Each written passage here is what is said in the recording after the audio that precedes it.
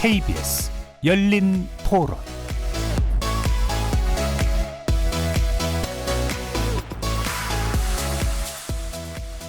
안녕하십니까. KBS 열린 토론 연말 특집 스페셜 진행을 맡은 정치철학자 김만권입니다. 오늘부터 크리스마스까지 4일간 열린 토론 연말 특집이 방송됩니다. 오늘은 그 첫 시간으로 정치학자 두 분과 한국 정치, 나아가 지구적 차원에서 민주주의가 마주한 위기, 그리고 그 대안에 대해 논의해 보려고 합니다.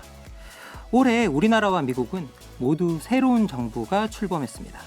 우리나라는 조기 대선을 거쳐 이재명 정부가 탄생했고, 미국은 트럼프 행정부 2기를 맞이했습니다. 새 정부 탄생이라는 공통점 외에 정치적 대립이 극단적으로 치닫고 있다는 공통점이 있습니다. 우리나라를 비롯해 여러 다른 나라에서도 나타나고 있는 정치 양극화의 양상은 어떤 모습이고, 이를 극복할 해법은 무엇인지 함께 논의해보는 시간 갖도록 하겠습니다. KBS 열린 토론 연말 특집 지금부터 시작합니다.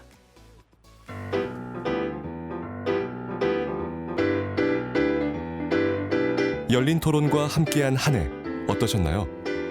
여러분은 지금 스페셜 MC와 함께하는 연말 특집 열린 토론과 함께하고 계십니다.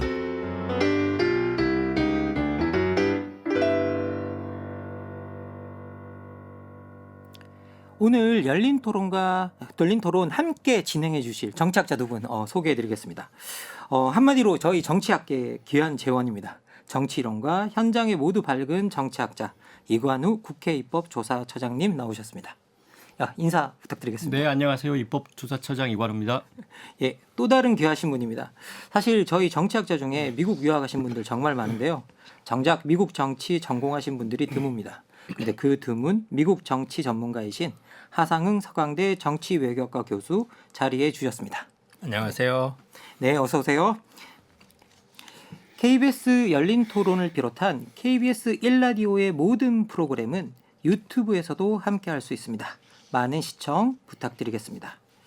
자, 이제 두 분의 초대 손님을 모시고 우선 1부에선 점점 더 심화하고 있는 우리나라의 정치 양극화에 대해서 좀 이야기를 해보겠습니다. 지난 돌아와 보면 지난 1년 동안 대한민국이 격변의 시간을 보냈습니다. 2025년 뭐 어떤 한 해로 정리할 수 있을지를 모르겠는데요. 제가 듣기로 이제 12상 비상계엄 당시에 국회에 계셨다고 하던데요. 그 현장을 직접 지켜보고 1년을 보내신 이관우 처장님부터 의견 부탁드립니다. 네, 뭐 올해 방금 전에 제가 의장님하고도 얘기를 나누는데 올해가 정말 다사다난하고 특별한 한 해였다. 정신없이 한 해가 지나갔다. 이제 이렇게 얘기를 하셨고요. 뭐 다 잘 기억하시겠지만 이제 그 지난 1년 전을 생각해 보면 개업날 밤에 저도 담장을 넘었고 또 이제 탄핵 그리고 이제 대선 새 정부 출범하고 또 12월에 원래 이제 예산안 끝나고 나면은 정기국회가 이제 마무리돼야 되는데 지금도 임시국회 계속 하고 있고 또 필리버스터도 이제 계속 된다고 하고 그래서 사실은 저 개인적으로는 제가 국회 입법조사처가 18년째 이제 지금 되고 있고 제가 10번째 처장인데 원래 선거가 없는 해였어요 올해. 올해 선거가 없는 조용한 해라서 이렇게 뭔가 이제 그 정책적인 어떤 준비를 하기에 참 좋은 해다라고 생각하고 있었는데 뭐 그것과 전혀 다르게 가장 격변의 시기를 올 한 해 동안 보내지 않았나 이렇게 생각이 됩니다.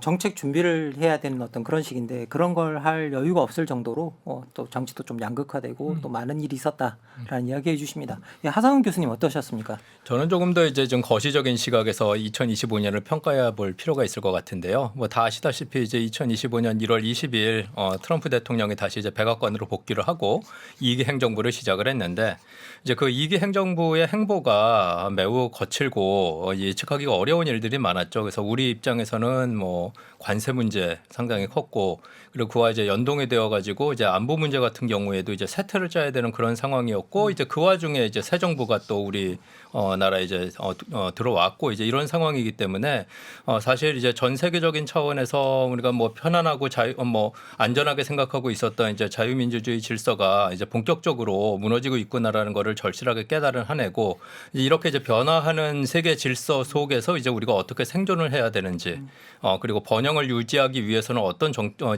조치를 취해야 되는지에 대한 고민을 상당히 많이 할 수밖에 없는 그런 한 해다라고 평가할 수 있을 것 같습니다. 실제로 우리나라가 강대국이 둘러싸여 있고 그리고 세계 정치 변동에 민감하게 반응할 수밖에 없는 나라고요. 그리고 이제 특히 뭐 이렇게 정말 그런데 가장 큰 문제는 예측할 수 없는 트럼프. 그 예측할 수 없는 트럼프가 시행하는 정책 가운데 우리가 어떻게 대응해야 되는가가 사실 큰 과제인 것 같습니다.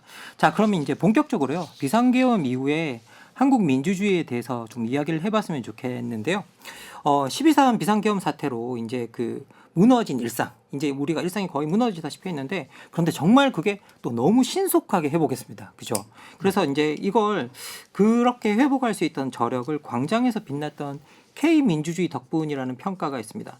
두 분 뭐 이 부분에 대해서는 동의하시는지 모르겠습니다. 하상훈 교수님 먼저 이야기 좀 해주셨으면 감사하겠습니다. 예, 사실 이것도 이제 우리 시각이 아니라 이제 외부인들의 시각에서 보면은 조금 객관화시킬 수 있을 것 같은데요. 그 작년 이제 12월 3일날 이제 계엄이 선포되었을 때 이제 외신에서 특히 이제 민주주의 국가의 언론에서는 어떻게 표현을 하냐면 이걸 이제 셀프 쿠 그러니까 친위 구테타라는 이제 형식으로 표현을 한 거죠. 그러니까 현직 대통령이 이제 본인의 정치 권력을 조금 더 명확하게 장악하기 위해 가지고 이제 군을 동원을 해서 구체적으로 이제 국회 그리고 중앙선거관리위원회에 군대를 보내서 뭐 제압을 하려고 했던 이제 그런 시도였기 때문에 이거는 교과서적인 의미에서의 이제 친위 쿠데타다 이렇게 이제 이야기를 할 수가 있겠고, 근데 이제 그 와중에 사실은 이제 그 외신 입장으로 봤을 때는 뭐 우리나라 말고 우리나라 상당히 예외적인 케이스고 뭐 아프리카라든가 뭐 동남아라든가 이런 데에서 이미 이제 비슷한 예들을 많이 봤기 때문에 이제 그 연장선상에서 우리 12월 3일 그 사태를 이제 평가를 하려고 했던 거거든요.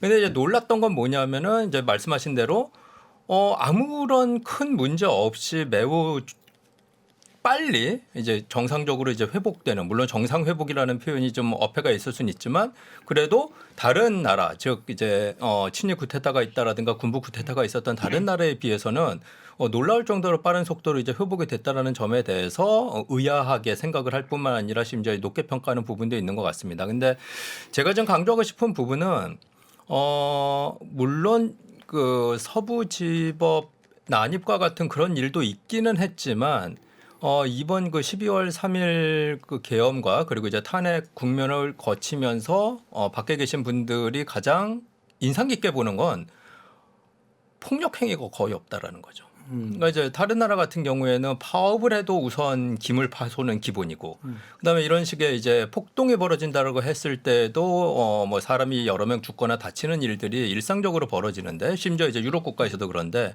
이제 우리나라에서는 이런 정치적인 천재지변이 일어났음에도 불구하고 비교적 질서가 안정적으로 유지가 되면서 뭐 사상자가 거의 발생하지 않는 이제 이런 이제 놀라운 형태의 변화를 지금 보이고 있기 때문에 사실 이제 서구 민주주의 국가들 중에서 이제 민주주의의 진화 혹은 이제 공고화 쪽에 관심 갖고 계신 분들은 어떻게 대한민국이라는 나라는 이런 상황에서도 평화적인 시위를 하고 그리고 이 평화적인 시위를 무력으로 제압하는 그런 일이 지금 하고 있지 않느냐, 이제 요 점에 이제 주목을 하고 있기 때문에 사실 좀 객관적인 눈에서 우리 자신을 좀 평가해야 볼 기회가 되지 않나 이런 생각을 해봅니다.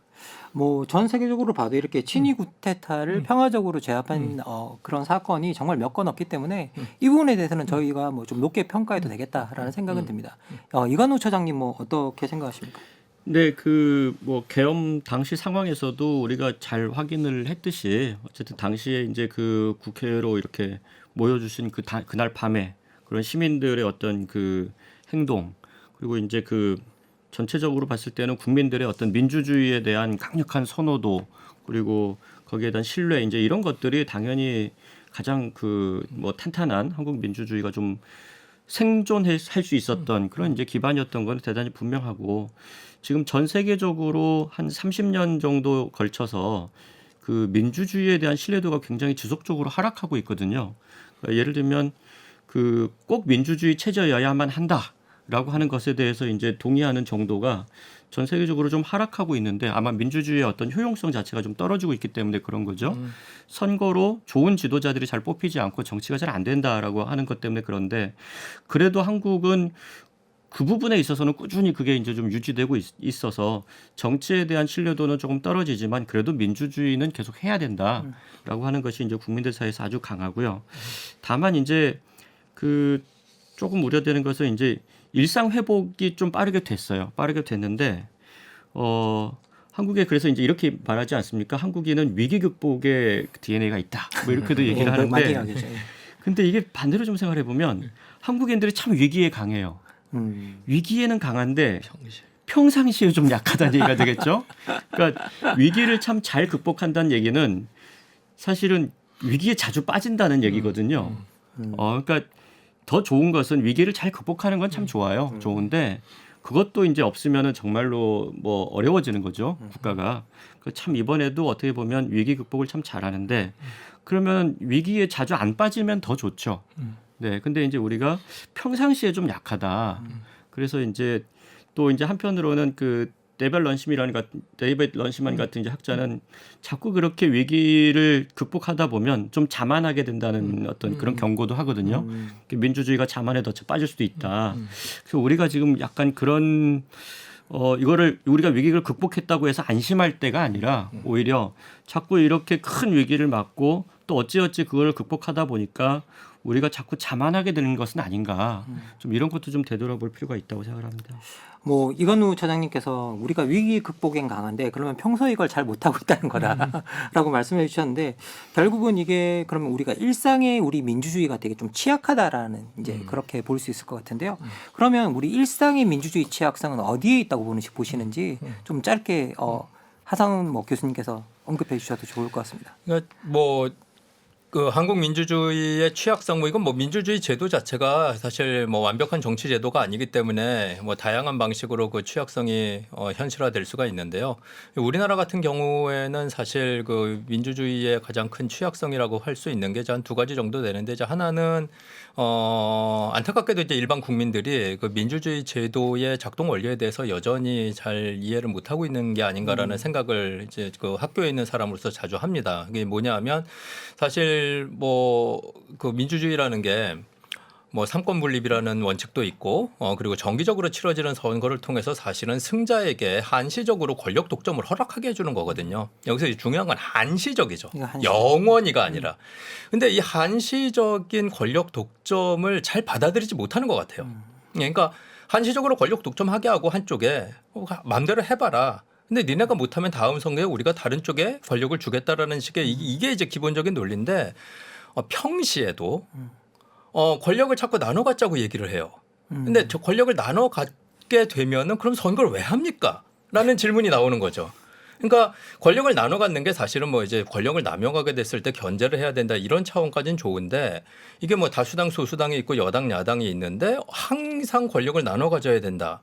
이건 제가 봤을 때는 민주주의 원리를 조금 좀 오해하고 있는 게 아닌가라는 생각이고 이건 사실 또 언론이 좀 부추기는 면도 있는 것 같아요. 그런데 두 번째로는 제도의 문제인데, 그러니까 정치 제도의 문제인데 이번 그 12.3 비상 계엄을 통해 가지고 우리가 좀 고려를 해야 되는 게 87년 헌법에서도 계엄이 가능하다라는 거. 그러니까 이게 뭐냐면 진짜 냉정하게 얘기해서 언젠가 다시 87년 헌법화에서 누군가가 또 할 수도 있다는 얘기예요. 그 얘기는 뭐냐면은 이런 그 12.3 계엄 같은 사태를 다시 반복하지 않기 위해서는 제도 개선, 특히 개헌이 필요한 부분이 분명히 있다라는 거에 대한 이제 좀 절실한 논의가 필요한데 지금 87년 헌법이 이런 식으로 어느 정도 훼손이 됐음에도 불구하고 이 헌법을 좀 바꾸려고 하는 노력, 그럼 이제 목소리가 좀 들리지 않는 점, 뭐 이런 점들이 지금 현재 상황에서는 그대로 뒀을 때는 좀 한국 민주주의의 취약성이 좀 강화되는 방향으로 가는 게 아니겠냐 이런 생각을 좀 해봅니다. 그러니까 우리 일상적인 어떤 정치를 들여다보면 선거 민주주의에 대한 이해가 우리 국민들도 부족하고 사실 이게 정치인들도 부족한 것 같아요. 이게 근본적으로 저희들이 선거를 치르고 난 다음에 어떤 당이 여당이 된다는 뜻은 어떤 뜻이냐, 의회 다수가 된다는 건 일정 기간 동안 의회 다수로서의 책임을 진다라는 거고 그러면 거기에 사실은 권력을 몰아주는 게 맞고 사실 미국 정치가 정확하게 그런 방향으로 이제 제가 이제 움직이는 거로 이해를 하고 있습니다. 그래서 그런 거기에 대한 이해가 부족한 점 그리고 우리 87년 헌법 체제의 취약성 이 체제 안에서 이런 일이 있었기 때문에 우리가 계속 이걸 가져가면 또 문제가 생길 수 있다라는 걸 하상훈 교수님께서 지적해 주셨네요. 우리 이관우 소장님은 일상에서 우리 민주주의 취약성 어떻게 보십니까? 지금 방금 말씀하신 대로 이제 지금 우리가 이 문제를 이제 말 그대로 그 광장에서 빛났던 우리의 민주주의를 제도적 안정성으로 이제 가져오려면 여러 가지 변화가 좀 많이 필요한 부분이고 지금 보면은 특히 선거의 어떤 공정성이나 투명성 이런 건 뭐 다른 나라보다 훨씬 더 높은 편이고 또 시민들의 민주주의에 대한 어떤 지지도 상당한 높은 편이거든요. 근데 왜 자꾸 이렇게 위기가 초래되는가라고 보면 방금 하 교수님 말씀하신 대로 우리가 이제 개헌 같은 것을 통해서 뭔가 정치적인 어떤 제도적인 어떤 변화를 좀 시대에 맞게 모색해야 된다. 또 이렇게 선거제도라든지 권력구조라든지 지금의 정당체제 이런 것들을 좀 개편해야 될 필요가 있다라고 하는 지적을 거의 제가 기억하는 한 20년 넘게 이 얘기를 해왔던 것 같아요.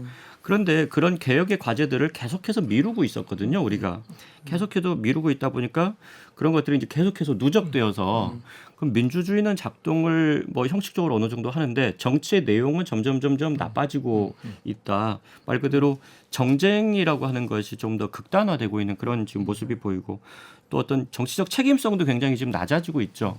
그런 부분들이 아마 지금 이제 그 현상으로 보면 정치 문화라든지 또 정치 리더십이라든지 뭐 이런 부분에서 이제 아주 취약성이 많이 나타나고 있는 그래서 그것이 다시 어떤 해결되지 못한 그런 누적된 정치 개혁의 과제들이 이제 뭐 몸속에서 무슨 이제 계속 치료를 안 하고 있으니까 염증 반응을 일으켜 가지고 이제 다른 어떤 치명적인 어떤 그런 질병으로 나타난 것처럼 아마 지금 그렇게 되고 있는 상황이 아닌가 싶습니다.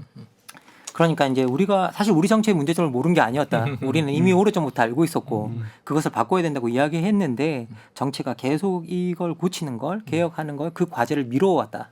이제 그것들이 결국은 우리 민주주의 취약성을 이제 드러낸다라고 말씀을 해주시는데요. 사실 이제 저는 계엄 이후에 우리 상황도 좀 비슷한 것 같아요. 사실 이제 이 계엄이 정치적 양극화 때문에 생겨났다는 건 다 누구나 다 동의하실 텐데 안타깝게도 이제 계엄 이후에 많은 분들이 양극화가 더 심해졌다. 사실 이 사건을 통해서 우리가 뭔가를 배운다면 사실 그게 덜해져야 되는데 오히려 더 심해졌다라는 이야기들이 나오고 있습니다. 최근 중앙일보가 한국갤럽에 의뢰해서 지난달 28일에서 29일 만 18세 성인 1,002명을 대상으로 한 여론조사에서도 국민 70% 이상이 계엄 이후 정치 양극화가 더 심해졌다고 답했습니다. 이 조사는 중앙선거 여론조사 심의위원회 홈페이지를 참조하시면 되는데요. 먼저 하상훈 교수님, 이 계엄 사태가 어떻게 정치 양극화를 더 심화시켰다고 보십니까?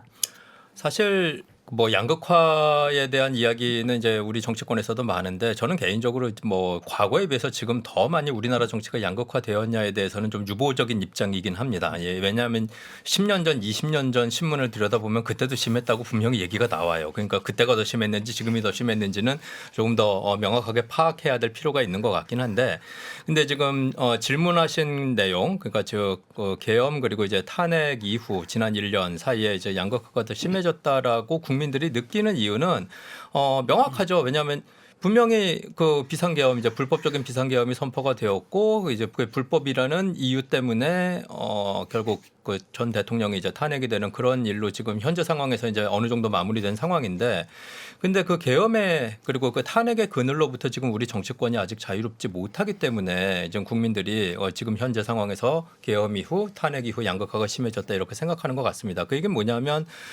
여전히 이제 전 대통령의 계엄 선포 행위를 옹호하는 정치인들이 지금 분명히 있고 뭐 이게 노골적이건 아니면 암묵적이건 그리고 그 전 대통령의 그런 그 계엄 선포 행위를 이제 그 내란으로 규정을 이제 하고서 이제 지금 재판이 벌어지고 있는 그런 상황에서 그러니까 찬반 논란이 아직까지는 남아 있는 상황이기 때문에 이제 그런 광경에 초점을 맞추고 계신 유권자들에게는 당연히 지금 상황이 더 과거에 비해서 양극화가 1년 전에 비해서는 심해졌다라고 느낄 수 있을 것 같습니다. 근데 제가 봤을 때는 이건 이제 뭐 사법 처리가 어떻게 되느냐에 따라서 얼마든지 해소될 여지는 있는 것 같고 보다 이제 근본적인 문제는 이제 양극화, 뭐 사실 정치라는 게 뭐 진영이 나눠져 갖고 서로 싸우는 게 이게 사실 본질이잖아요. 그리고 양극화가 없는, 그러니까 모든 국민들이 다 뭐 의견을 합치하는 나라면은 우리가 이제 전체주의 국가라고 부르죠. 민주주의 국가라고 안 부르고. 그래서 이제 어떤 내용의 지금 이 양극화 극복이 필요한가에 대한 좀 논의가 그 언젠가는 이제 필요할 것 같은데 예, 지금 현재 상황으로 봤을 때에는 아직까지 그 계엄 그리고 이제 탄핵의 그늘이 우리 정치권에 남아 있는 것이 이제 국민들로 하여금 지금 양극화가 참 심한 상황이구나 이렇게 느끼고 있는 이제 그런 이유인 것 같습니다. 결국은 지금 뭐 저희들이 탄핵 척결을 빨리 못한 게 가장 근본적인 원인이다라는 이제 말씀을 해주셨습니다. 이건우 소장님 뭐 의견 주시면. 근데 그 이제 양극화라고 하는 표현을 굉장히 오랫동안 많이 쓰고 있는데 방금 박 교수님 말씀하신 대로 과거보다 더 심해졌느냐 덜하냐 이제 그거보다는 그 내용이 좀 문제인 것 같아요. 내용 그리고 이제 그 어떤 제도 정치권에서 이제 그걸 어떻게 받아들이느냐 하는 부분인데 저는 이념적 양극화나 정책적 양극화는 때로는 오히려 필요하고 그걸 가지고 강하게 논쟁해야 될 때도 저는 있다고 생각을 하고요. 근데 내용이 없이 그냥 미워하고 싫어하고 뭐 보고 싶지 않고 막 없어졌으면 좋겠고 이제 아니 내용이 있어야죠. 정치적 갈등은 불가피한 겁니다. 사회에서 필요하기도 하고요. 그런데 이제 그 내용이 무엇으로 채워졌느냐가 대단히 중요한데 그건 좀 문제가 있는 거고 그다음에 정도를 봤을 때 또 이렇게 그걸 이제 제도 정치권에서 어떤 대하는 태도를 보면 과거에 우리가 지역 감정 같은 것도 있었죠. 그런 때는 뭐 정말로 이해 없이 이렇게 미워하기도 했었던 것 같아요. 그쪽의 정치 지도자들을 이렇게 그 악마화하기도 하고 그런데 그때 보면 제도 정치권에서는 일정한 자제가 이루어졌었거든요. 그러니까 그렇게 하면 안 된다. 그래서 오죽하면 그 망국적이다 이렇게까지 얘기를 하고 그랬는데 그래서 이제 지금은 오히려 그런 것들을 좀 부추기는 것이 있는 게 아니냐. 서로 자기 진영화로 어떻게 동원할 수 있을 것인가. 그렇게 미워하는 감정을 이용해 가지고 그래서 이제 아니 정치가 이제 기본적으로 서로 그 좀 다르다고 하는 것을 전제하고 또 이제 그 정치적으로 그것을 이제 어떻게 갈등을 조정하고 또 화해시켜 나가느냐 하는 부분도 대단히 중요한데 이런 부분들은 자꾸 그렇게 가게 되면은 아마 그 제가 보기에는 지금 이런 정치적 양극화 이외에 또 그 다른 이유들로도 또 얼마든지 좀 싸울 수 있거든요 내용적으로. 그래서 이제 그 부분을 또 어떻게 이제 그 정치가 받아들이느냐 하는 부분이 상당히 중요할 것 같은데 그 부분에 대해서는 지금 그렇게 썩 바람직한 어떤 태도들이 나타나고 있는 것 같지는 않아서 걱정이 많이 됩니다. 뭐 사실은 저희들이 이제 정당 정치 이야기할 때 정당 정치 자체가 사회에 갈등이 있다는 걸 전제로 하는 시스템이고요. 맞습니다. 그래서 서로 입장이 다르기 때문에 그 갈등을 조정해주는 기능을 좀 해야 되는데 정당 정치가 그 갈등을 조정하기보다는 좀 부추기는 현상이 나타나고 있고 이제 그러다 보니까 양극화가 생각보다 더욱 심해지는 부분이 있는 것 같습니다. 그리고 이제 지적해 주신 부분이 결국은 제도권에서 제도를 하고 있지 못하다라는 지적인데 사실 그게 또 지금도 저는 보이는 것 같아요. 이게 비상계엄 사태가 1년이 지났는데 여전히 여야가 충돌하는 지점이 뭐냐? 비상계엄 책임론이에요. 예, 한쪽은 뭐 내란 척결이 중요하다. 또 한쪽은 언제까지 내란몰이 할 거냐. 이러면서 이제 여당과 야당이 이제 충돌하고 있습니다. 그리고 이런 흐름이 이제 이번 정권 내내 만약에 우리가 계속 간다면 이게 정치권이 정치 양극화를 극복할 수 있을까? 이제 여기에 대해서 또 다른 이제 의문이 제기가 되고 있는 현상인데요. 이 논란, 그러니까 내란 청산과 내란몰이 주장 여기에 대해서 두 분의 의견은 어떠신지 아주 짧게 좀 이야기해 주셨으면 좋겠습니다. 예, 이관우 소장님. 저는 그 지금 돌아보면 계엄과 탄핵 직후가 굉장히 아쉽고요. 대통령이 탄핵된다는 거는 사실 엄청난 일이죠 정치적으로.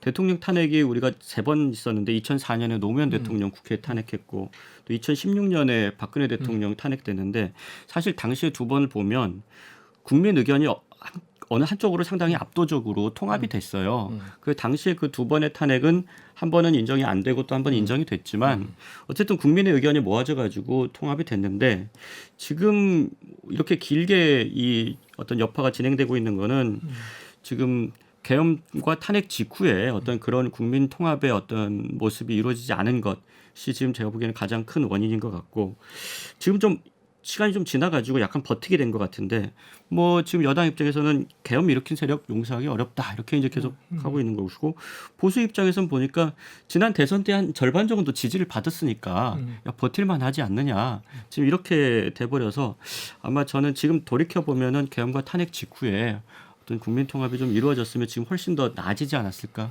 하는 아쉬움이 있습니다. 그러니까 계엄과 탄핵 직후에 우리가 국민 통합을 제대로 하지 못한 게 지금까지 이어지는 양상이다. 그리고 정치권에서 여전히 그 갈등을 그 뭐 내란몰이 그리고 아니면 또 내란 청산 여기에 대한 대립이 일어나고 있다고 말씀해 주셨고요. 예.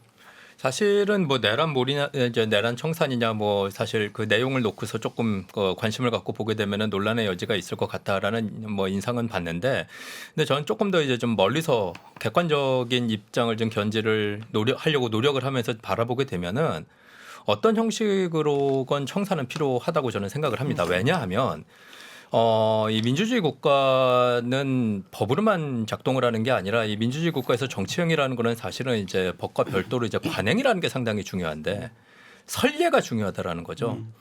근데 지금 작년 12월 3일 현직 대통령이 본인의 정치 권력을 자유롭게 쓰지 못한다는 이유로 정부 부처 중에 하나인 국회를 마비시키려고 했고 헌법기관인 중앙선거관리위원회도 불신을 하는 모습을 보인 것이 지난 이제 12월 3일에 그 계엄 선포인데, 이게 만약에 청산이 안 된다라고 한다면 아까 잠깐 말씀드린 바와 같이 지금 87년 헌법 체계 하에서 다음 대통령도 똑같이 할 수 있다는 거예요. 그렇죠. 이거 감당할 수 있냐는 거죠.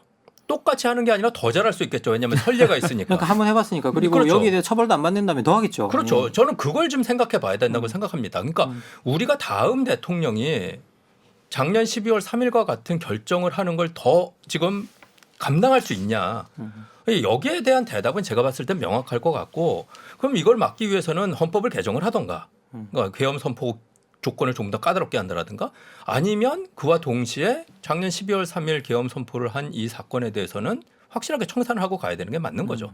그러니까 이건 그래서 제 기준으로 봤을 때는 별로 논란의 여지가 없는 것 같다. 이걸 그냥 내버려 두면 그러면 분명히 나중에 이걸 선례를 삼아 가지고 더 큰 일이 벌어질 수 있는 여지가 있기 때문에 이거는 반드시 청산하고 가야 된다고 생각을 합니다. 뭐 때로는 이제 우리가 의견이라고 생각할 수 있는데 어떤 의견은 저는 약간 진리를 포함하고 있다고 생각합니다. 금방 뭐 하상훈 교수님께서 말씀해 주신 그 내용은 만약에 우리가 이걸 그대로 넘어간다고 한다면 똑같은 사태가 반복될 수 있고 선례를 남기는 건데 이거는 사실 논란이 아닌 것이 논란이 되고 있다. 그냥 청산해야 되는 일이다라고 하는 부분인데요. 그건 저도 명확하다고 좀 생각이 듭니다. 그런데 이제 이런 내란 종식과 내란 청산을 위한 그 논란 와중에 또 하나 저희들 눈에 들어오고 있는 중요한 이슈가 정부 여당이 추진하고 있는 사법개혁안입니다. 이제 개혁의 대상이 되고 있는 사법부는 물론이고요. 야권도 반발을 하고 있는 상황입니다. 근데 저는 이렇게 사법부가 개혁 대상이 되고 있는 이유가 일단 내란 재판이 너무 지연되고 있고요. 그리고 이제 헌정 역사상 최초로 날짜가 아닌 시간당 구속 기간을 시간당으로 계산해서 내란 수괴의 구속 취소를 결정한 판사가 다시 내란 재판을 맡고 있어요. 이제 이런 일이 일어나면서 사법부에 대한 불신이 높아진 것도 사실입니다.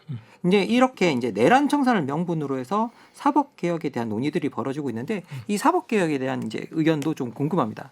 예, 그 이관우 처장님. 예. 네, 뭐 제가 지금 입법부에 있으니까 네. 견직이시라. 사법부에 대해서 이렇게 얘기가 이제 조금 주저되는 부분이 있는데 그럼 아주 조심스럽게만 말해 주십시오. 방금 그 말씀 주신 대로 그런데 아까 제가 이제 그 계엄과 탄핵 직후에 어떤 의견이 좀 모아졌어야 된다라고 하는 부분은 저는 헌법재판소의 판결이 있었고 그리고 이제 최근에 그 조조 경찰청장에 대해서 또 한 번 선고가 있었는데 저는 상당히 그 내용은 명확해졌다고 생각을 하는데 이제 그런 부분에 있어서 어떻게 보면 지금 이렇게 그 국민 통합이 되지 못하고 있는 부분에 사법부의 책임이 상당히 있다라고 하는 의견은 저는 분명한 것 같습니다. 그러니까 사법부가 지난 1년 동안에 국민에게 신뢰받는 모습을 과연 보여주었는가, 아니면 자꾸 사법부가 이렇게 명확한 어떤 그 사건을 그 해결하려고 하기보다는 자꾸 이 좀 갈등을 계속해서 지연시키려고 하는 것은 아니냐, 이런 부분들에 대해서 사법부가 사실은 지난 1년 동안 전 제대로 해명을 못했다고 생각해요. 그러니까 우리가 보면 입법부라든지 행정부는 항상 이제 그 정치적 책임성을 지니는데 사실 정치적 책임성에서 가장 중요한 부분이 해명 책임이잖아요. 그러니까 본인들이 한 선택에 대해서 국민들이 문제 제기를 하면 그 부분에 대해서 해명을 명쾌하게 항상 할 수 있어야 되고, 예를 들면 입법부 뭐 대통령이든 국회의원이든 간에 결국은 그 해명을 제대로 해내지 못하면 그다음에 국민들의 선택을 못 받는 거거든요. 그래서 사실 이 부분은 책임성이 작동하는데 과연 사법부는 어떤 책임성을 담보하고 있느냐. 여기는 국민이 직접 선출하지는 않지만 그러면 저는 해명 책임이라고 하는 것은 더욱더 저는 중요한 부분이라고 생각을 하거든요. 국민들이 사법 질서에 대해서 신뢰할 수가 없으면 공동체 전체의 가장 큰 기반이 흔들리는 거잖아요. 그건 지금 지금 사법부는 지난 1년 동안에 그 어떤 뭐 사법부가 지금 약간 뭐 입법부라든지 행정부에서 이렇게 압력이 있다 뭐 이렇게 얘기를 하는 것 같은데 가장 큰 압력은 지금 국민들한테 받고 있는 건 아닌가요? 사법부가 본인들의 지난 1년 동안의 여러 가지 선택들에 대해서 제대로 해명을 했으면 저는 이렇게까지 상황이 오지 않았을 것이다라고 생각을 하고 그건 말 그대로 어떤 우리 삼권 분립의 그 두 축인 행정부와 입법부에서 그런 문제 제기가 있다면 저는 사법부가 그 부분에 대해서 저는 응당했어야 될 바를 지난 1년 동안 충분하게 하지 못했다. 너무 세게 얘기한 것 같은데. 아니 뭐 당연한 것 같습니다. 예, 사실 입법부 이게- 소속이셔서. 이게 근데 선출되지 않은 권력들이 이제 할 수 있는 자기들의 행위에 대한 최대한의 것은 저는 해명이라고 생각하거든요.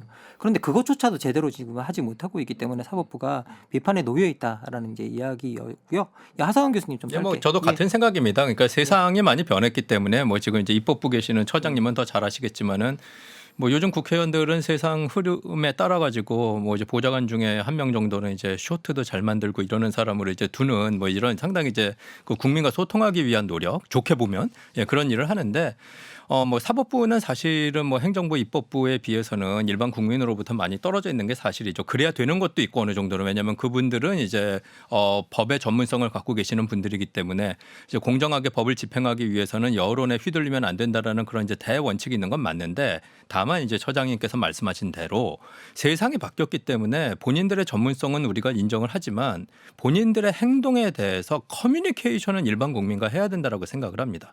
어떤 결정을 내렸는데 상당히 많은 국민들이 왜 저런 결정을 법원에서 내렸지? 받아들일 수 없네? 이상하네? 라고 하면 거기에 대한 설명을 국민 눈높이에 맞게 해주는 게 지금 21세기 대한민국에서의 사법부가 가져야 되는 이제 새로운 모습이 아닌가 이런 생각을 하고 뭐 그 연장선상에서 또 논의가 되고 있는 게 왜 도대체 우리 판결문을 공개를 제대로 안 하냐라는 그런 얘기들이 지금 많이 있잖아요. 근데 이것도 사실은 전격적으로 좀 생각해 보실 필요가 있다라는 거죠. 이제 국민들이 여전히 뭐 정치 인식이 낮다라고 뭐 생각을 하신다면야 뭐 할 수 없지만 그래도 제 눈으로 봤을 때는 과거에 비해서는 뭐 민도도 많이 올라가 있고 그리고 우리가 뭐 지금 뭐 AI도 이런 게 지금 활용되는 시대에 뭐 판결문 같은 게 이게 어느 정도 어떤 이제 기준에 맞춰 가지고 이 판결이 내려졌는지 못 보는 바도 아닌 거고 예, 그래서 사법부도 좀 변하는 세상에 맞춰 가지고 좀 체질 개선을 좀 해야 되는 노력이 필요한 시점이 아닌가 이제 이런 생각을 뭐 곁들여서 해봅니다. 네. 제가 짧게 첨언하자면 사법부에 대해서 얘기하면 항상 독립성 강화라는 내용이 나오거든요. 근데 이 독립성이라고 하는 게 무슨 전문가들이 자기들끼리 골방에 들어가서 동굴 속에 들어가서 결정하는 것이 옳다. 그러니까 그거를 보장해 달라. 그게 독립성은 아니죠. 정말 독립성이 어떤 보장되려면 국민들이 그 결정에 대해서 신뢰할 수 있어야 돼요. 그리고 국민들이 자기들 생각과 좀 다른 결정이 나왔을 때는 그것에 대해서 국민들이 이해할 수 있게 논리적으로 차근차근 설명하면 되는 거예요.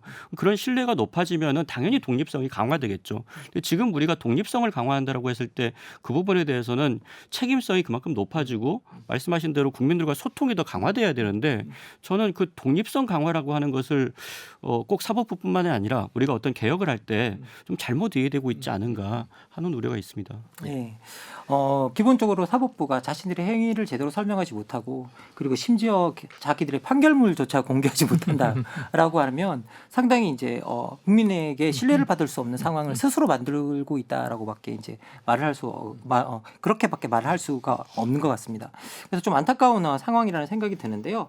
사실 지금 현재 이제 우리 전체적으로 들여다 보면 이제 상황 자체도 이제 이번 선거 같은 경우 이제 뭐 이번에 저희들이 조기 대선을 치렀잖아요.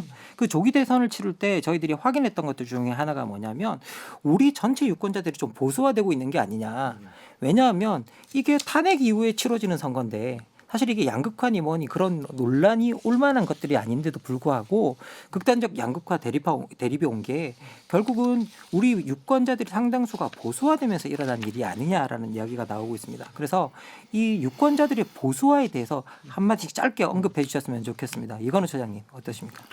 그러니까 지금 그 어떻게 보면 제가 아까 말씀드렸다시피 그 정당들이 이념과 정책을 가지고 경쟁을 하면 저는 오히려 정서적 양극화는 좀 줄어들 것 같아요. 네, 그런데 지금 이제 왜 이렇게까지 됐느냐라고 하게 보면 저는 사실은 2012년 대선 이후로 한 10년 넘게 그 두 정당의 어떤 정책적 차별성이 상당히 약화되고 있기 때문에 그러다 보니까 내용적으로 싸우는 게 아니고 이제 서로 감정적으로 이렇게 싸우는 거죠. 그래서 우리 편이 옳다라고 하는 정도가 강해져 있고 제가 정치 현장에 조금 가까이 있으니까 말씀드려 보면 그 과거에는 당대표, 원내대표 다음에 정책위 의장이 굉장히 중요한 어떤 당직이었어요.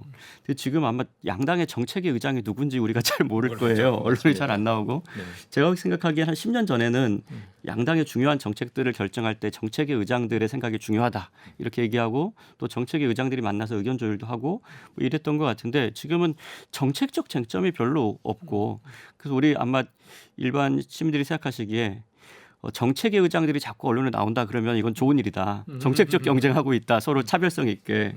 원내대표들이 자주 나온다 그러면은 예, 원내에서 입법 경쟁을 하는구나. 근데 당대표들이 전면에 나서서 뭘 하고 있다 그러면은 야, 지금 정쟁이 심화되고 있구나. 이렇게 생각하시면 되지 않을까 싶기도 합니다. 예, 우리가 이제 우리 정치 상황을 파악하는 법을 하나 이제 포인트를 알려주셨는데 지금 그런데 문제는 뭐냐? 지금 대표들이 눈에 보이고 맞습니다. 있다라는 게 큰 네. 문제죠. 예. 하상훈 교수님. 예. 그러니까 사실 지금 우리나라 정치 현상 중에 이제 하나가 뭐 유권자들 특히 이제 젊은 유권자들 그리고 이제 나이가 좀 많으신 분들이 보수적인 그래서 특히 이제 젊은 유권자들이 이제 보수화에 대해서 관심이 많으신 것 같은데 이 사실 이제 보수가 뭐냐라는 걸 정의하느냐 어떻게 정의하느냐에 따라서 좀 얘기는 다를 것 같습니다. 근데 이제 그냥 단순하게 이제 보자면은 그러니까 특히 이제 젊은 세대 유권자들의 이제 상대적인 보수화 뭐 이건 제가 봤을 때는 그냥 세대 현상인 것 같아요. 이제 저희도 젊었을 때는 위의 기성세대와는 다른 정치 성향을 분명히 가졌고 그리고 그렇기 때문에 지금 기성세대 40대 50대가 평균적으로 가지고 있는 정치 이념과는 다른 좀 반항심 혹은 내지는 이제 기득권에 대한 저항 이런 측면에서 20대 30대들이 다른 정치 이념을 갖는 거는 제가 봤을 때는 뭐 놀랍지 않고 좀 자연스러운 현상이라고 생각을 합니다. 그래서 뭐 이런 이제 그 젊은 세대의 보수화에 대해서 뭐 그 진단을 좀 소홀히 하고서는 이걸 이제 그 기성세대가 뭐 매도를 한다라든가 이제 이런 문제가 생기면은 좀 곤란할 것 같고요. 좀 면밀하게 좀 살펴볼 필요가 있는 지점인데 큰 틀에서 봤을 때는 이건 뭐 세대가 이제 바뀌어가면서 세월이 지남에 따라서 이제 그 진폭이 있는 건 이제 자연스러운 현상의 연장선상에서 볼 수 있는 게 아니냐라는 좀 어떻게 보면 약간 안일한 하지만 한 번 정도는 좀 고려해 봐야 되는 이제 그런 생각을 좀 하고 있습니다. 네. 어쨌든 우리가 정치 유권자들의 보수화 그리고 젊은 세대의 보수화를 우려는 하고 있지만 이게 또 자연스럽게 세대가 바뀌면서 흘러가면서 바뀌는 현상으로도 파악하는 것도 뭐 그렇게도 볼 수 있다라고 이제 말씀을 해주셨습니다. 자, 지금까지 저희들은 한국 사회의 지금 정치 양극화 문제에 대해서 이야기를 좀 해봤습니다. 잠시 로고 듣고 2부로 찾아뵙겠습니다.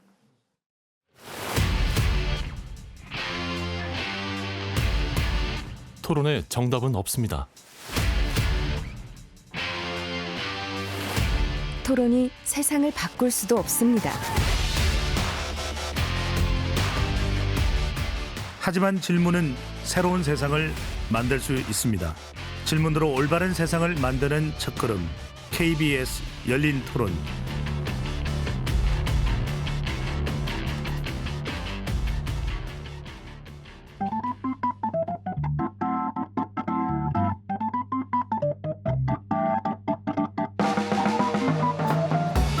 세상을 바꾸는 질문, 열린 토론이 시작합니다. KBS 열린 토론은 언제나 열려 있습니다. 단문 50원, 장문 100원의 유료 문자 샵 9730 그리고 KBS 어플리케이션 콩으로 여러분의 의견을 남겨주세요. KBS 열린 토론 연말 특집 첫 시간 하상흥 서강대 정치외교학과 교수 이관우 국회입법조사처장 두 분과 함께 12.3 비상계엄 이후 우리 사회가 해결해야 할 과제로 주목받고 있는 정치 양극화의 양상과 해법에 대해 논의하고 있습니다. 이제 2부에서는요, 지구적 차원에서 닥친 민주주의 위기를 좀 분석해보고, 그리고 2026년 대한민국의 민주주의는 어떤 모습이어야 하는지에 대해서 좀 이야기해보겠습니다. 일단 여러분, 미국이 사실 민주주의의 종주국으로 불렸습니다. 근대 민주주의에. 근데 지금 미국에 적시 노고하고 있습니다. 특히 트럼프 2기 집권 이후에 일어나고 있는 정치적 변화, 이거 어떻게 해석해야 되는지 미국 정치 전문가이신 하상훈 교수님께서 이걸 좀 풀어주셔야 될 것 같습니다. 사실은 이제 그 2016년에 트럼프 대통령이 공화당 대통령 후보로 지명이 되어서 당선이 되고 예상을 뒤엎고 그리고 이제 2024년 이제 작년에 다시 백악관을 이제 복귀하는 그런 이제 일을 겪었는데요. 이제 그 와중에 사실은 많은 분들이 이제 그 미국 정치의 변화에 대해서 뭐 진단도 하고 사실 뭐 예상도 하신 분들이 있고 그리고 지금 와서 이제 다시 이제 재평가를 하고 있는 부분이 있는데 이제 간단하게 이야기를 하자면 이제 트럼프 현상은 이제 미국의 정체성을 어떻게 회복을 할 것이냐에 초점이 맞춰져 있다고 보시면 될 것 같습니다. 그래서 그 정체성이라는 게 사실 미국이라는 나라의 주류라는 사람들이 그 대도시에 살고 있지 않고 이제 시골에 살고 교회를 열심히 다니는 고졸, 그다음에 백인 그리고 중산층 뭐 이제 이런 식으로 이제 표현을 할 수 있는 사람들이 될 텐데, 근데 이제 지금 뭐 교회를 다니는 사람 줄고 백인의 비율도 줄고 있고 남성의 지위는 지금 약화되고 있고 이제 여러 현상들이 지금 지난 30년간 이루어졌기 때문에 이제 원래 내가 미국을 대표하는 미국의 주류였는데 지금 보니까는 미국의 주류가 더 이상 아니다. 이렇게 생각하는 유권자의 마음을 잘 산 정치인이 트럼프라고 이제 보시면 될 것 같아요. 그래서 이제 미국의 정체성 회복이라는 게 국내적으로는 이제 중요한 내용이 되겠고, 이제 당연히 그 이면에는 뭐가 있냐면 이 미국의 정체성이 왜 그럼 이렇게 훼손이 됐냐? 그럼 첫 번째로는 자유무역해서 훼손이 됐다. 두 번째로는 이민을 너무 많이 받아서 훼손이 됐다. 이제 이러한 좀 거시경제적인 상황들에 대한 이제 비판 그리고 거기에 대한 이제 재평가가 이제 뒷받침이 되고 있는 거죠. 근데 이게 이제 그 나라만 그러면 상관이 없는데, 근데 미국이라는 나라가 사실 오랫동안 그 세계 질서를 유지하는 데 큰 역할을 했던 그런 국가였기 때문에 우리 같은 이제 동맹국에게도 큰 영향을 준다는 겁니다. 그래서 이제 미국의 정체성 회복을 위해 가지고 트럼프 행정부가 여러 가지 이제 정책을 펴는 와중에 우리 미국이 더 중요하다. 뭐 우리 이제까지는 뭐 동맹국을 위해 갖고 그리고 유사 입장국을 위해서 공공재를 제공을 해왔는데 이거 보니까는 이제 공짜로 제공해주고 우리에게는 아무것도 온 게 없고 결국 우리나라 사람들만 피해를 본다라는 그런 인식에 기반해서 정책이 나오기 때문에 좀 놀랍게도 트럼프 행정부의 지금 외교 정책을 보면은 뭐 권위주의 국가들에 대해서는 상대적으로 우호적이고 그 동맹국에 대해서는 상당히 매섭게 요구하는 것들이 많은 이제 그런 상황이라는 거죠. 그래서 가치 동맹이라고 한때 우리가 이야기했던 것, 혹은 뭐 이제 그 이전에 이제 냉전적인 생각, 이제 이런 걸로부터는 지금 자유로워져야 되는 상황이 아니겠냐. 그래서 한 번도 경험해 보지 않은, 그러니까 적어도 이제 지금 기성세대들이 한 번도 경험해 보지 않은 그런 세계 질서를 지금 미국이 주도하고 있다. 이런 식으로 지금 큰 그림을 잡고 보시고 그 다음에 이제 세부적인 내용들을 파악해야 되지 않나 이런 생각을 합니다. 결국 이제 자유무역과 이민이 활발해지는 가운데 미국 주류 세력의 변화가 일어났고, 이제 결국은 이게 미국 정체성 문제를 만들었고, 이 가운데 이제 미국 정체성 회복을 핑계로 해서 이제 미국 정치가 이제 바뀌어가는 가운데 전 세계적으로도 이제 가치 동맹의 붕괴가 일어났다라는 말씀을 이제 해주셨고요. 그리고 이렇게 어쩌면 우리가 이런 상황 자체가 한 번도 마주한 상황이 아니라 우리 스스로도 여기에 대해서 진짜 새로운 도전이고 이제 이 상황을 어떻게 다루어야 될지가 큰 문제가 될 거라는 이야기를 해주셨습니다. 자, 이관우 박사님. 근데 뭐 너무 이렇게 미국 전문가께서 잘 설명해 주셨던 것 같고요. 아마 이제 가치에서 이익으로 국제관계의 어떤 중심축이 변화하고 있다라고 하는 건 대단히 분명해지는 것 같고, 특히 보호주의가 굉장히 이제 강해지고 있는데, 여기서 보호주의라고 하는 건 이제 말 그대로 그 네이션 스테이트, 국민국가라고 이제 우리가 부르는 그 국가들이 저는 한 30년 정도 지속된 이 세계화의 결과에 대해서 저는 좀 반격을 하고 있는 시기가 아닌가 이제 이렇게 생각이 돼요. 그러니까 미국에서도 지금 그 트럼프가 공격하는 대상이 이제 민주당, 공화당의 그 기득권 세력들이 다 손을 잡고 미국의 이제 그 어떤 유권자들을 소외시켰다. 그래서 이제 이걸 뭐 딥스테이트가 있다. 그래서 이제 그걸 깨겠다. 이제 이렇게 그 비판을 하는 것 같은데 아마 그래서 세계화 30년 동안 주로 다국적 기업들의 이익을 많이 반영해주기 위해서 돈과 사람의 이동을 극대화시켰거든요. 예. 그러다 보니까 돈이 너무 많이 이동하다 보니까 그것이 이제 그 국가들의 재정 권한을 굉장히 약화시키고 또 사람을 또 최대한 말 그대로 이제 어떻게 하면은 돈을 최대한으로 투자해서 많은 이익을 얻고 사람들을 값싼 노동자들을 사용할 것인가 이걸 가지고 이제 장벽을 다 낮추다 보니까 이 돈과 사람의 이동을 극단화시키다 보니까 한편으로는 국가의 재정권, 한편으로는 이민자 문제 이런 것들에 대해서 이제 제대로 대응을 못한 거죠. 미국뿐만 아니라 전 세계적으로 지금 그런 거고. 그래서 이제 여기에 대해서 그 말 그대로 주권자인 그 나라의 국민들이 아니 우리가 지금 이렇게 계속해서 피해를 보는 정책을 한 세대 이상 이렇게 해 왔는데 이제 도저히 참을 수 없다 그러고 좀 주권자들이 화가 나서 뭐 이렇게 그 좀 반격을 하는 것인데 그런데 이런 세계화의 어떤 그 결과에 대해서 좀 합리적인 어떤 대안을 찾기보다는 문제는 그게 이제 좀 극우적 형태로 서로 이제 발현이 되니까 그게 이제 서로 문제인 것 같고 그래서 기존의 어떤 그 가치 중심의 패권 질서는 무너졌는데 진보는 대안을 찾지 못하고 보수는 극우화되고 있고 유권자들은 화를 낼 대상이 필요하고 이제 이것들이 이렇게 잘못 엮이다 보니까 지금 좀 세계가 좀 엉망이 되고 있다 이렇게 좀 보이는 것 같습니다. 예, 특히 이런 상황에서 이제 특히 보수들이 극우화되는 현상이 지금 현재 나타나고 있는데요. 가장 대표적으로 이제 미국에서도 이런 보수의 극우화에 또 청년들 중에 가장 먼저 나섰던 이가 찰리 커크라고 하는 미국 보수 청년 운동가가 있었고요. 이게 터닝 포인트 USA라고 해서 이걸 설립자이기도 합니다. 근데 이 찰리 커크가 지난 9월에 총격으로 사망을 했습니다. 이 사건이 미국 사회의 분열을 더욱 촉진시켰다라는 이제 그런 지적도 나오고 있는데요. 이 사건이 미국에 어떤 파장을 좀 만들었는지 하상훈 교수님께서 좀 설명해 주셨으면 감사하겠습니다.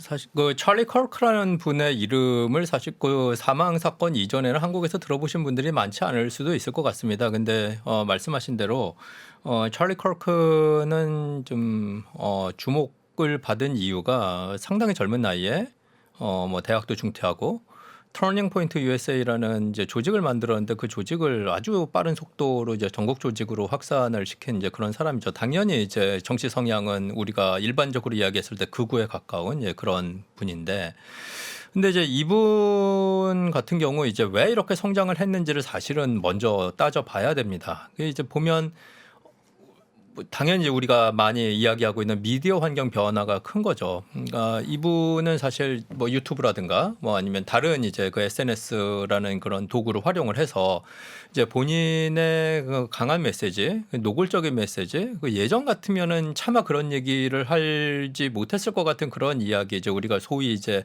사이다 발언이라고 하는 것들, 이제 이런 것들을 상당히 효과적으로 그 매체를 통해서 유포를 시킨 이제 그런 사람입니다. 그래서 변화한 이거 미디어 환경을 가장 잘 활용했던 이제 사회운동가 중에 한 사람으로 보시면 될 것 같고요.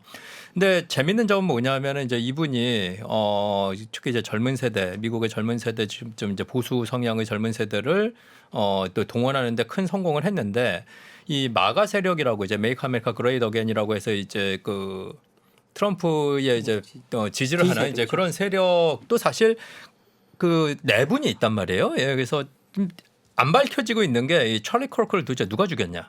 그러니까 찰리 커크를 죽인 사람이 만약에 이제 민주당 쪽에 소위 이제 왼쪽 이념적으로 있는 사람이면 지금 트럼프 2기 행정부의 기조를 봤을 때 가만두지 않았을 겁니다.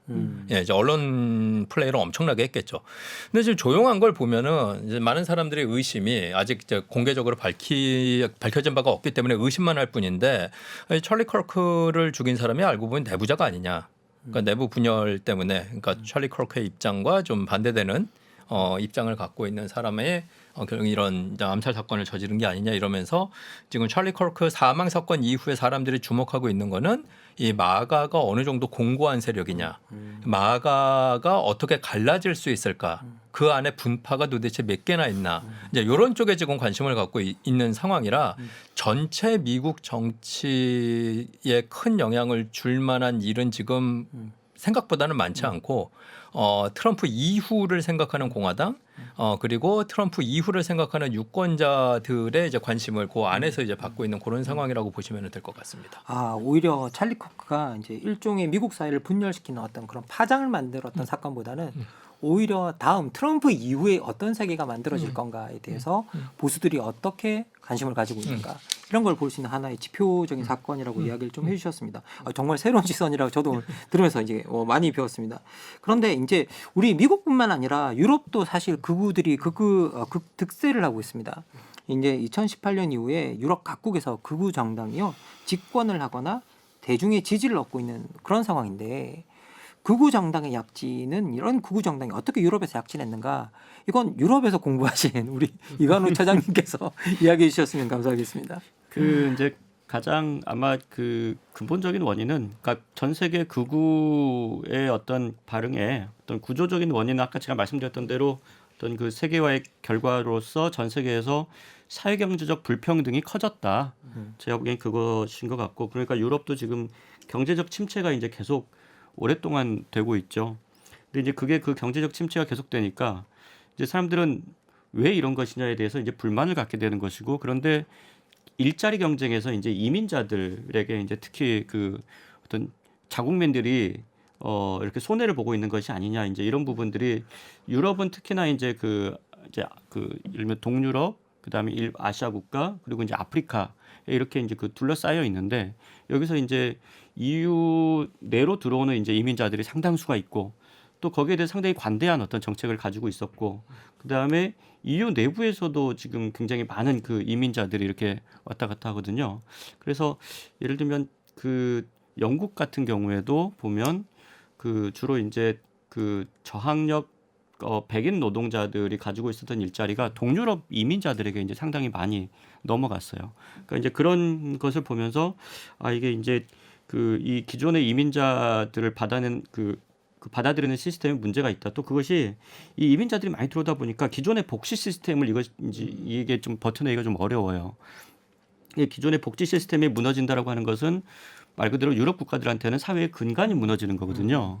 그러니까 이제 그것에 대해서 그러면 어떻게 지속 가능한 대안이 있느냐 여기에 대해서 정부가 썩 괜찮은 대안을 내놓지 못하니까 한편으로는 경제가 계속적으로 성공하면 괜찮죠. 버틸 수 있는데 경제 침체가 계속되는 가운데서 이민자는 계속 들어오지 복지 시스템 위협받지 그럼 재정적으로 어떻게 문제를 해결할 것인가에 대해서 해결을 잘 못하니까 지금 뭐 프랑스도 이제 대표적으로 재정 문제 때문에 지금 정치적 혼란을 겪고 있고 영국도 그런 이민자 문제 때문에 이후 이제 브렉시트 말 그대로 그것이 이제 중요한 계기가 됐고 독일도 보면 이민자 문제도 있지만 독일은 사실은 국가 내부에서 이미 그 문제가 있었죠.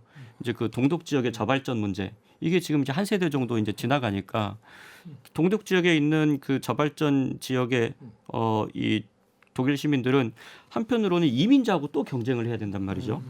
그러니까 이제 이런 문제들이 생기기 각기 조금씩은 다르지만 국가 내부적으로 보면 어떤 구조적으로 보면은 어떤 그 세계와 그다음에 그 사회경제의 양극화 그것이 이제 이민자 문제, 복지 문제 그리고 이제 EU 체제에 대한 문제 이런 것들이 이제 다 복합적으로 작동하면서 결과적으로는 EU 전체에서 그거들이 이제 이렇게 발응하는 그런 것도 있고 뭐 또 그러다 보니까 유럽은 또 이렇게 좀 이렇게 자유롭잖아요. 이렇게 이동도 자유롭고 하다 보니까 이제 그러다 보니까 한 나라에서 이제 극우가 이렇게 발응하게 되면 다른 나라로 또 영향도 주는 것 같고 좀 그렇게 하고 있는 것 같습니다.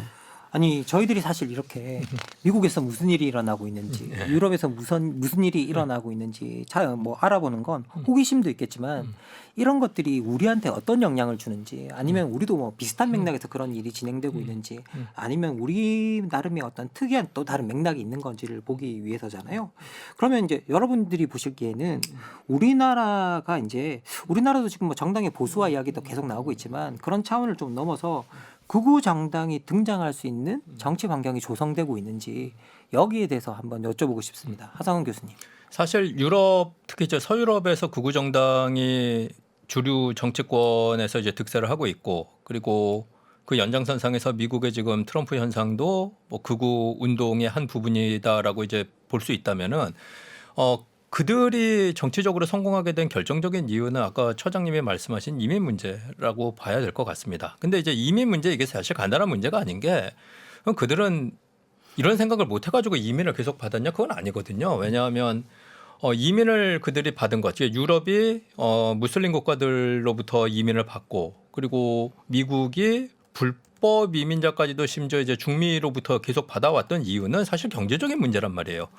그러니까 그 유럽 국가와 미국 그 서구 민주주의 국가들이 경제적으로 성장하다 보니 본인들이 태어난 그 자국민들 같은 경우에는 더 이상 소위 얘기하는 3D 업종에서 근무하고 싶지가 않은 거죠.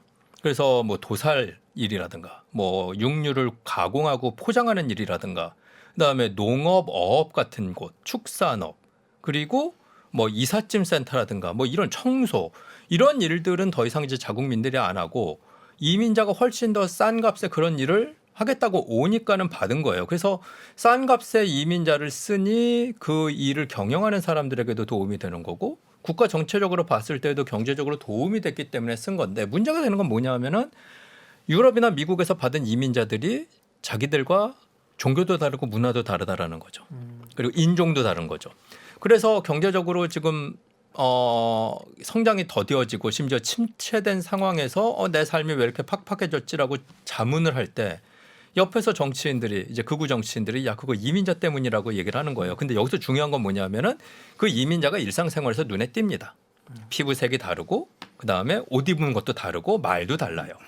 이런 관점에서 봤을 때 저는 역설적으로 우리나라에서는 극우 정당이 성공하기 쉽지 않다고 생각을 합니다. 왜냐하면 그러니까 비난의 대상 그리고 책임을 돌려야 되는 대상. 야 네가 네 삶이 어려운 이유는 쟤네 때문이야라고 얘기를 했을 때 그 대상이 명확하게 눈에 띄어야 이게 운동으로서 정치 운동으로서 활발하게 진행이 될 텐데 우리나라에는 아직은 물론 우리도 계속 이민자를 받다 보면 언젠가는 그런 상황이 발생할 수 있겠지만 아직은 지금 우리의 삶의 팍팍함을 돌릴 수 있는 그런 명확하게 눈으로 드러나는 집단이 존재하지는 않는 거죠. 아직은 멀리 있죠.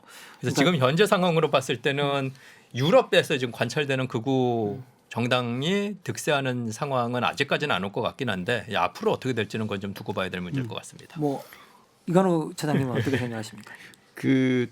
저는 이제 조금 경고를 좀 높인다는 차원에서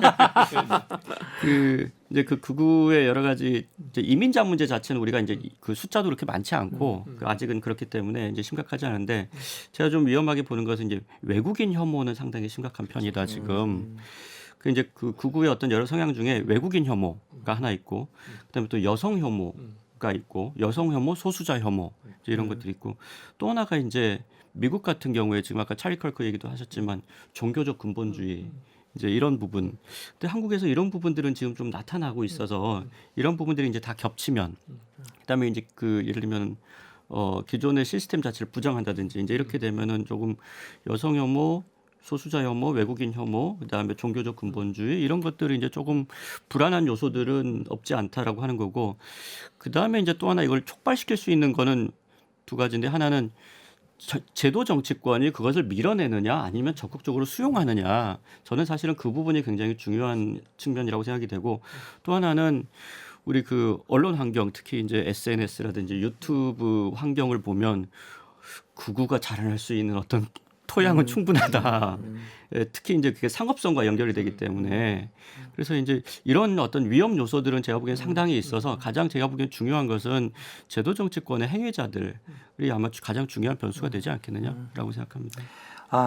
결국은 이제 미국과 유럽과 달리 우리가 이민자들을 우려할 수준으로 책임을 전가할 수준으로 어떤 이민자들의 존재가 우리 앞에 있지 않기 때문에 지금 현재 당장 극우 정당이 등장할 만한 가능성은 없다라고 이제 하상 선생님께서는 이야기를 해주셨고 그런데 이제 이관우 차장님께서는 하지만 미디어 환경이나 다른 것들을 봤을 때 우리가 극우화될 수 있는 부분은 명백하게 있기 때문에 앞으로 지금 현재 우리 정치인들이 어떻게 행동하는가가 상당히 중요하다. 라는 이제 말씀을 해주셨습니다.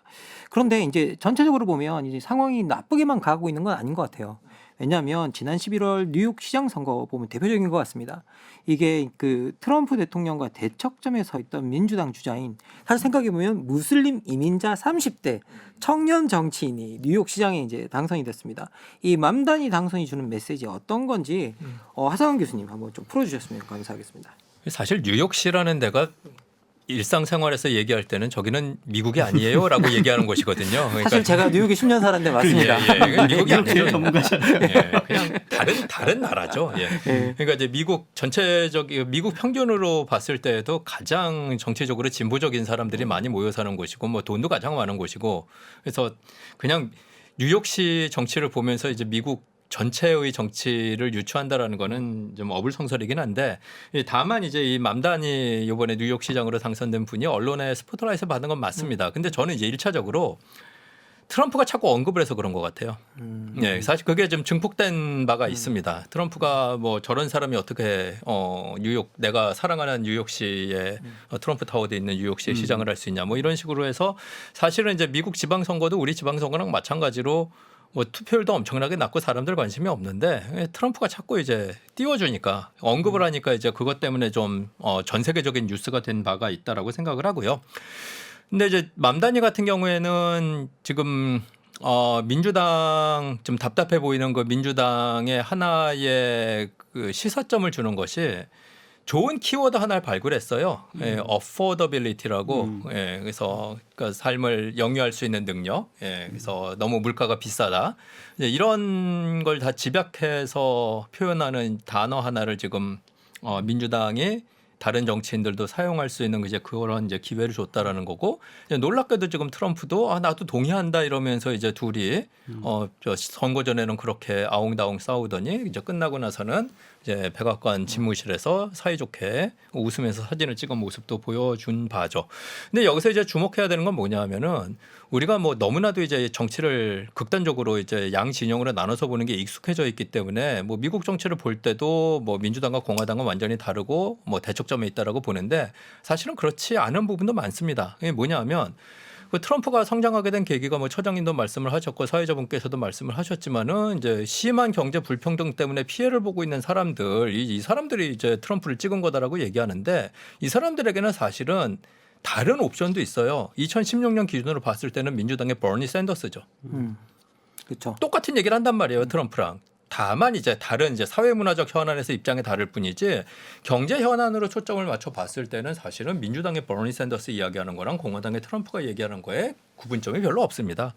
근데 맘다니도 사실은 그런 맥락에서 봤을 때 트럼프랑 유사한 내용들이 많아요. 그러니까 뭐 사회주의적인 공약이다. 뭐 이 사람 공산주의자가 아니냐라고 이제 라벨을 씌워가지고 이야기하면 이제 그 다음부터는 얘기가 달라지겠지만 그 라벨을 띄고 그 프레임을 띄고서 보면은 사실 트럼프가 이야기하는 거랑 맘다니가 이야기하는 거에 경제 현안에 있어서는 큰 차이가 없거든요.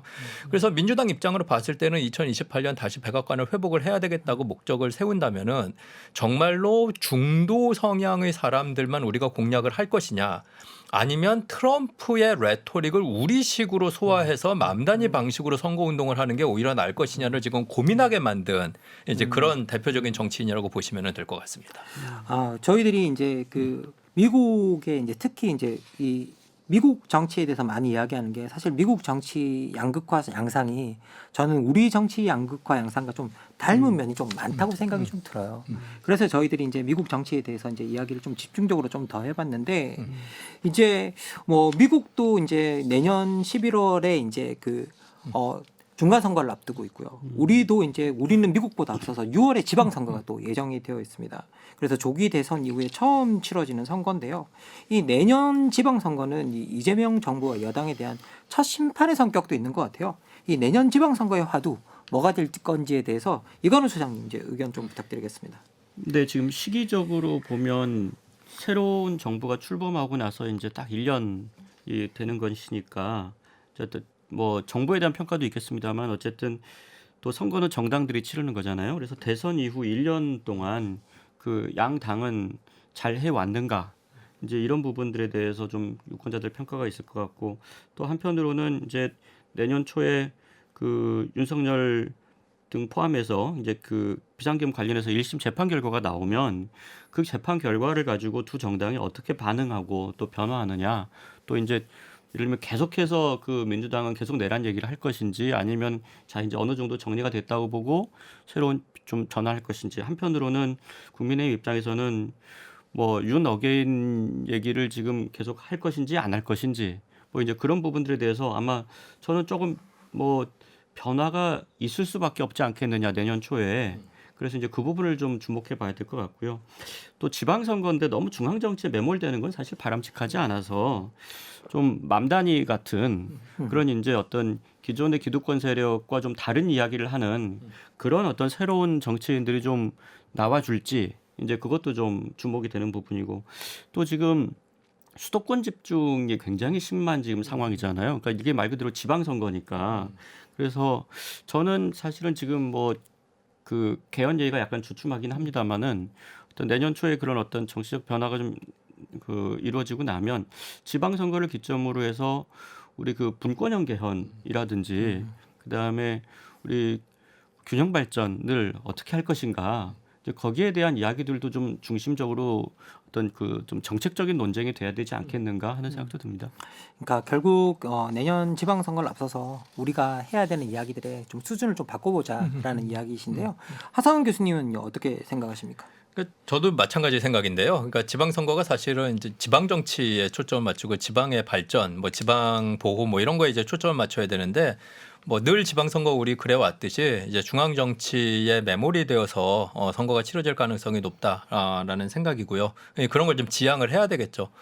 근데 그 처장님 말씀하신 대로 사실 지방선거에서 정말로 중요한 거는 지금 이 수도권 집중 현상을 어떻게 우리가 극복을 할 것이냐 이게 다 사실은 우리의 난제인 뭐 저출산 이런 거와도 다 연결이 되어 있는 문제이기 때문에 이번 지방선거에서는 좀 눈을 좀 부릅뜨고 지방 균형 발전 네, 관련된 청사진을 제시하는 그런 정당이 되기를 좀 이렇게 유도를 해야 되고 유권자들이 지나치게 뭐 그 정부라든가 뭐 대통령에 대한 중간 평가라는 식으로 프레임을 할 필요는 없을 것 같습니다. 솔직히 얘기해서 대통령 입장에서 봤을 때는 국회의원 선거는 정말 중요하지만 지방선거는 어떻게 되든 상관이 없습니다. 이게 구조상. 구조상. 그렇죠. 구조상 구조상 그렇죠. 그렇죠. 정당 입장에서야 뭐 중요할 수는 있겠지만은 이게 대통령 혹시 중간평가 뭐 이런 식으로 자꾸 언론에서 프레임을 하게 된다면 제가 봤을 때 완전히 그 지방선거의 의미를 호도하는 게 되는 것 같고 지방선거의 원래 의미 그 취지에 맞게 그 지방선거의가 좀 치러졌으면 좋겠다라는 게 제 개인적인 바람입니다. 예, 정말 핵심적인 부분인데요.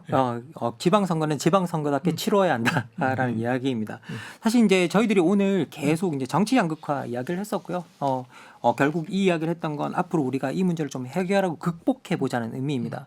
자, 마지막으로 이제 이관우 처장님께 그러면 이 정치 양극화를 극복하려면 근본적으로 어떤 일을 해야 되는지 우리가 여기에 대해서 의견을 좀 주셨으면 감사하겠고요. 하상훈 교수님 의견은 이관우 처장님 다음에 또 들어보도록 하겠습니다. 그러니까 지금 이제 이 정치 양극화의 원인은 뭐 굉장히 많죠. 제가 아까 다른 나라에서도 원인은 좀 조금씩 다르다. 근본적으로는 이렇게 어떤 그 사회경제적 불평등이 심화되기 때문에 그것에 대한 이제 유권자들의 불만 같은 것들이 있는 것이고 거기에 대해서 서로 다른 해결책을 이제 어떤 내놓는 것인데 그게 내용이 별로 없어요. 그러니까 그런 부분이 상당히 아쉬운 부분이고 제가 아까 그 양극화 관련해서 말씀드렸다시피 우리가 개혁해야 될 것들을 제대로 개혁하지 못했다. 그 뭐 개헌부터 포함해서 뭐 선거 제도라든지 또 이제 우리 그 권력 구조라든지 또 정당 체제와 또 리더십 이런 부분도 개혁이 필요하거든요. 근데 그런 부분들을 우리가 너무 오랫동안 이렇게 좀 미뤄왔기 때문에 지금 생각해 보시면 지금 2016년에도 대통령이 한 명 탄핵당하고 또 10년도 안 돼서 또 대통령이 탄핵당했단 말이에요. 사실 굉장히 위기예요. 예, 위기고 이제 일상은 회복되었지만 위기가 극복된 것은 아니다. 저는 이렇게 말씀드리고 싶고 그러려면 지금 이렇게 뭔가 상황이 다 정리됐다라고 보기보다는 또 이렇게 당장 현상적으로 눈앞에 보이는 뭐 그런 일보다는 지금 우리가 해야 될 어떤 그 정치적인 개혁들을 자꾸 뒤로 미뤄서는 지금 이렇게까지 큰 사고가 났는데 또 밀어놓으면 더 큰 사고 날 수 있습니다. 정말로. 그래서 그런 부분들을 좀 바꾸기 위해서는 지금 제가 보기에는 입법, 사법, 행정 분야에 있어서 다 개혁이 필요하고 그러기 위해서는 개헌을 포함해서 많은 어떤 개혁 과제들을 지금 시급하다고 생각하고 좀 빨리빨리 좀 서둘러야 되지 않는가 좀 경각심을 가져야 된다. 좀 그렇게 말씀드리고 싶습니다. 예, 사실 뭐 정치의 정답이 없죠. 예, 특히 뭐 정치 제도들도 뭐 여러 가지가 있지만은 나라마다 다른 이유가 자기가 쓰는 제도가 다른 나라의 제도보다 낫기 때문에 쓰는 게 아니라 여러 가지 이유 때문에 이제 거기에 정착을 한 거고 우리도 뭐 이제 마찬가지고 그래서 뭐 다른 나라 제도를 도입한다고 해서 더 나아지려는 보장도 없고 부작용이 더 강해질 수도 있기 때문에 결국 이제 정치는 운용의 문제지 뭐 이제 선택의 문제는 아니라고 생각을 합니다. 이제 그런 관점에서 봤을 때 한 가지 이제 우리 정치권을 좀 약간 다시 봐야 되는 게 지금 치고받고 싸우고 뭐 양극화 심한 것처럼 보이지만 또 자세히 보면은 여야 합의해서 좋은 일들 많이 합니다. 사실 올해 있었던 일 중에 개인적으로 놀란 것이 10몇 년 동안 해결이 안 되고 있었던 연금 개혁을 여야 합의로 통과를 시켰어요. 저는 이런 거는 상당히 치하해 줘야 된다고 생각을 합니다. 이렇게 싸우는 와중에도 오랫동안 수건 사업이었고 반드시 해야 된다라고 했던 물론 이제 그 내용이 좋냐 안 좋냐는 별개의 문제지만 연금 개혁했고 그리고 불과 얼마 전에 5년 만에 처음으로 시한 맞춰가지고 예산안 통과시켰습니다. 이런 부분은 아낌없이 칭찬을 해줘야 된다고 저는 개인적으로 생각을 합니다. 특히 언론에서. 네. 그러니까 이런 좋은 일은 부각 안 시키고 싸우는 얘기만 부각을 하게 되면은 사실은 이제 양극화가 더 심해진 것처럼 보이고 그리고 국민들 사이에 존재하고 있는 상대방에 대한 증오가 좀 이제 증폭되는 경향이 있기 때문에 이런 정치권에서 잘하고 있는 부분도 있다. 하지만 이제 부족한 부분은 처장님 말씀하신 대로 뭐 정치학자뿐만 아니라 이제 많은 정치에 관련된 분들이 이런 부분에 있어서는 개혁이 필요하다. 뭐 한 가지 예를 들자면 국회의원 선거제도 이거 좀 바꿔야 되는데 2028년에도 우리는 위성정당을 안고 지금 선거를 치러야 되느냐 뭐 이런 질문이 지금이야 이제 멀리 있다고 생각하니까 얘기가 안 나오지만 28년 가까울수록 계속 얘기가 나올 거거든요. 그러니까 이런 걸 또 임박해선 또 못 바꿔요. 그러니까 지금 해야 되는 문제인데 이제 이런 좀 거시적인 그리고 많은 사람들이 오랫동안 줄곧 주장을 해왔던 정치개혁 사안들 중에서 논의 선상에 올릴 만한 것들 여야 합의가 있을 만한 것들은 빨리빨리 이제 처리를 해서 이제 일하고 있는 모습을 국민들에게 보여줌으로써 양극화를 좀 해소할 수 있는 그런 길을 모색하는 게 필요하지 않을까 이런 생각을 해봅니다. 하상 교수님의 말씀에서 좀 희망을 찾습니다. 잘하는 부분도 있다 이 와중에 말씀해 주셨고요. 하지만 이건우 처장님께서 개혁 과제를 미뤄서는 안 된다. 지금 빨리빨리 그것을 추진해야만 우리가 이 위기를 극복할 수 있다라고 이제 말씀을 해주셨습니다. 정치 양극화 극복을 위한 KBS 열린 토론 연말 특집 첫 시간은 이제 여기까지입니다. 제가 뭐 여러분께 하나 드리고 싶은 말씀이 있다면요. 미국 하버드 대학교 정치학과 교수인 스티븐 레비츠키와 데니얼 지블렛은 민주주의는 어떻게 무너지는가에서 이렇게 말합니다. 민주주의 붕괴에 관한 역사적 사례를 통해 우리가 확인할 수 있는 한 가지 분명한 진실이 있다면 그것은 극단적인 양극화가 민주주의를 죽음에 이르게 할 수 있다는 사실이다. 12.3 계엄 사태는 우리 민주주의가 바로 그 죽음의 문턱까지 갔던 경험이라는 생각이 듭니다. 다행히 그리고 놀랍게도 위기 앞에 단호하게 맞섰던 시민의 힘으로 우리는 민주주의를 지켜냈습니다. 저는 1987년 민주화 이후 우리 사회에서 내가 보수이든 진보이든 좌파이든 우파이든 상관없이 하나의 내적인 합의가 있었다고 생각합니다. 어떻게든 민주주의는 평화로운 수단으로 지켜낸다. 12.3 계엄은 그 중요한 내적 합의가 깨어진 사건이었다는 생각이 듭니다. 결국 정치적 양극화가 그 원인이었습니다. 2026년 대한민국은 그 약속을 깬 계엄에 책임을 명백히 묻고 우리 민주주의가 다시 서는 한 해였으면 하는 바람입니다. 오늘 함께해 주신 이관우 국회입법조사처장, 하상응 서강대 정치외교학과 교수 두 분 모두 감사드립니다. 고맙습니다. 12월 22일 월요일 KBS 열린 토론 연말 특집 첫 시간은 이것으로 모두 마치겠습니다.